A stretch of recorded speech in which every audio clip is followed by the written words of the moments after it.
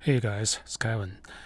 This video we're going to change the power supply for WF-3640 and 3620. Hey guys, it's Abby here. So this printer wasn't turning on when I plugged it in, which made me believe that it had something to do with the power supply. My first step that I'm going to do is take off that back fax cover.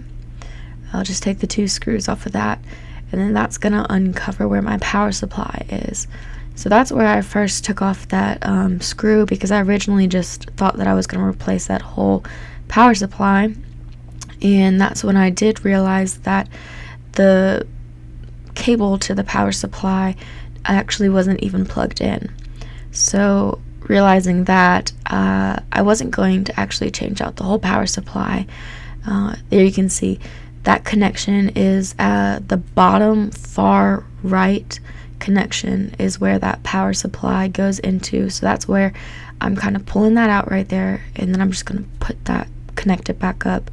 And that's what I wanted to see, if really that power supply isn't bad. I don't want to change it out. I just want to go ahead and reconnect it.